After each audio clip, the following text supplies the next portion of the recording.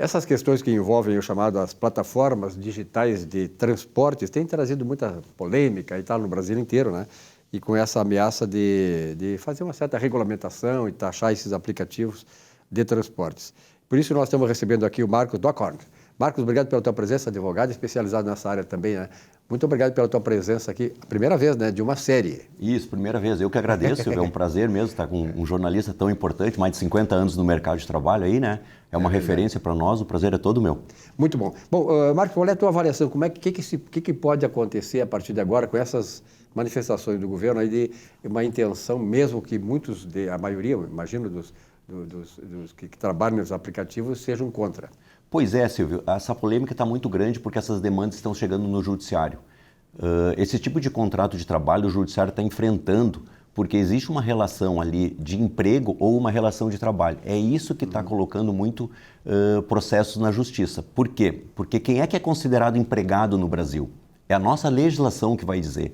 Tem vários critérios. O artigo 3º da CLT diz assim, considera-se empregado toda pessoa física que trabalhar de natureza não eventual a um empregador sobre dependência desse mediante salário. Então, há critérios subjetivos com relação a esse tipo de emprego. Ou seja, se isso é uma relação de trabalho ou se é uma relação de emprego. E essas demandas têm chegado no judiciário. E o judiciário está se deparando com isso e, em muitos casos, o judiciário está entendendo que aquela relação é uma relação de emprego.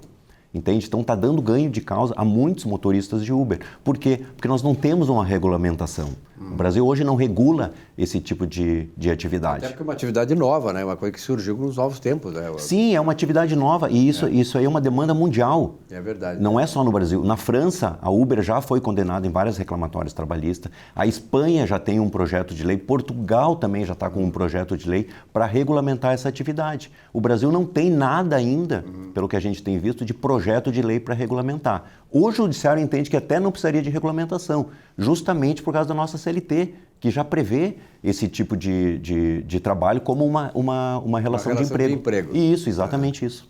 Bom, isso aí, de certa maneira, eu tenho ouvido muito o pessoal dos aplicativos, até quando eu ando em aplicativo, converso, eu não vi nenhum ainda que manifestasse a sua simpatia, digamos assim, pela regulamentação. Diz, olha, o dia que vier isso aí, eu vou sair, eu tenho a liberdade de sair. Como é que tu avalias isso? Pois é, esse é o ponto, que é a autonomia, né? Eles são autônomos, né? Eles se consideram autônomos. Porque eles querem trabalhar a hora que quiserem. Olha, eu tenho a liberdade de fazer o que eu quero aqui, tá? O patrão não está me... Eu tenho essa relação digamos assim, de trabalho entre eles, mas eu tenho a disponibilidade de fazer. Eu quero trabalhar, não quero trabalho, não trabalho. Exatamente. Só que essa autonomia, o judiciário não considera ela como plena. Ele entende que aquela é uma mão de obra que está à disposição do empregador, né? Entende? Então, isso é muito complicado, esse tipo de situação, pelos elementos subjetivos que existem nessa relação de trabalho. Perfeito. E na tua avaliação pessoal, o que tu acha que pode acontecer? Digamos assim, se houver essa regulamentação, se for reconhecido que há essa relação de emprego entre o cara do aplicativo e a Uber, digamos, que é o caso que nós falamos. Isso assim, hoje no Brasil, os últimos dados que tem são mais de 1.700.000 trabalhadores trabalhando nessa forma de motorista de aplicativo, né? Isso pode fazer com que a Uber tenha algum tipo de restrição, né, com relação a esse tipo de atividade. Criar alguns mecanismos para poder se precaver desta relação de emprego, né, que o judiciário entende. Essa matéria já chegou no TST. O TST já tem 2 turmas lá que entenderam que essa relação de trabalho é considerada uma relação de emprego. Então, eu entendo assim, isso não vai causar na economia alguma situação muito drástica, mas isso vai fazer com que a Uber tome algumas cautelas, não só a Uber, qualquer tipo de plataforma digital que trabalhe com esse tipo de... 99 e outras também. Isso, exatamente, mas eles vão ter que tomar algumas cautelas para poder evitar algum tipo de situação, porque o que pode acontecer? Isso aí ser colocado no custo, né? Quem vai acabar pagando essa conta, entre aspas, vamos dizer assim, seria o usuário do aplicativo, né? É verdade. Assim, e nos outros países que tu citaste aí, que a coisa já está sendo tratada, há algum avanço, alguma coisa que possa servir de exemplo para o Brasil? A regulamentação, e justamente tentar o governo regulamentar essa atividade, fazer algum projeto de lei para tentar regulamentar isso, para acabar com essa insegurança jurídica. porque isso aí, como tem elementos subjetivos nessa relação, vai ficar muito ao critério do judiciário, de entender se essa relação é de emprego ou relação de trabalho. Há juízes que entendem que é uma relação de trabalho. Você parece que é majoritário no judiciário, né? Exatamente. Nós temos aqui já várias decisões em Porto Alegre, inclusive do nosso judiciário, umas decisões bem drásticas, bem ríspidas com relação a esse tipo de coisa, considerando que essa relação é sim uma relação de emprego e as indenizações são altíssimas. Para tu teres uma ideia, numa última decisão que se teve aqui, uma juíza aqui do trabalho de Porto Alegre condenou a Uber em R$500 mil com relação a um dano existencial com relação a esse tipo de atividade, justamente por não estar regulamentada. Há duas questões aí. A questão, por exemplo, assim, da parte a ser ouvida, que é dos caras que trabalham no aplicativo, esse 1.700.000, porque eles têm uma associação também agora, né? Sim, eles têm, né? Exatamente. Então, essa parte tem que ser ouvida também, né? Sim, teria que ser ouvida, porque isso aí ambos têm interesse, né, nessa atividade. Mas tu tacou num ponto muito importante, a autonomia. Muitos não querem ser empregados, né? Eles querem ser autônomos. Só que o judiciário entende que não há uma autonomia, que há uma subordinação. Esse é o ponto principal. Que por mais que o trabalhador, o motorista, possa fazer seu horário, ele tem algumas regras que ele tem que ser cumpridas. Então, por ter essas regras, ele não tem autonomia. Não tendo autonomia, existe uma relação de emprego. Na verdade, eu sempre acho, assim, como economista e professor de economia, o Brasil hoje o mundo todo está vivendo um momento diferente do ponto de vista econômico.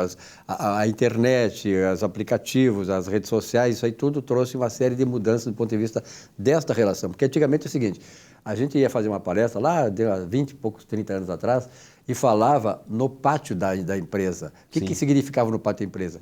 É que, na verdade, a relação trabalhista se dava dentro do estabelecimento que empregava os trabalhadores e eles ficavam ali. Né? Então, isso mudou. Hoje, tu trabalha aqui, eu tenho amigos meus, você deve ter aqui, o Arthur está por aqui também, vendo aqui, você deve ter amigos que trabalham aqui, que fazem a sua coisa para clientes de fora, lá na Austrália, eu tenho amigos da Nova Zelândia e tal. Então, isso mudou muito essa relação. Eu acho que o Estado, ele tem que se atualizar, né? Atualizar, que hoje as ferramentas de trabalho são diferentes. Sim, o Estado, ele sempre vem a reboque, né, das relações que estão acontecendo. Exatamente, o Estado também tem que se adaptar às novas relações, né? O trabalho virtual, o trabalho online, né? Isso existe, né? Ainda mais isso potencializou muito por causa da pandemia. As pessoas não trabalhando mais fisicamente, trabalhando em outros locais de trabalho. Então, o judiciário vem a reboque, a legislação vem a reboque do que está acontecendo numa economia. Tomara que essa atualização aconteça, né, e favoreça todo mundo. Eu acho que são duas coisas, dois polos de disputa que devem se aproximar. Que é a questão, nós falamos agora há pouco da mediação, né? A necessidade de uma mediação para resolver essa questão.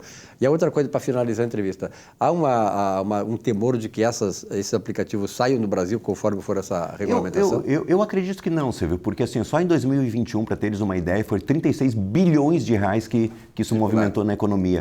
É um dinheiro considerável, isso dá 0,4% do PIB, entende? Então, eu não acredito que isso vá acontecer, eu acho que teria que ter uma adaptação, uma regulamentação disso, justamente porque esse serviço veio para ficar. Né? Isso são mais de 5 milhões de usuários que existem só aqui na nossa região. Eu optei por não ter carro, agora eu ando de aplicativo também. É uma comodidade, né? Então isso aí veio para ficar, eu acho que não tem mais como ser diferente. Precisaria realmente uma regulamentação para evitar essa insegurança jurídica. Marcos, gostei muito da tua presença aqui, virá mais vezes, com certeza, né? E é importante passar esse tipo de conteúdo para os nossos telespectadores. Nós estamos aí há 23 anos já no ar com o nosso programa. Obrigado, parabéns pelo trabalho que vocês realizam. E até uma próxima oportunidade. Eu que agradeço a oportunidade, bom trabalho para ti.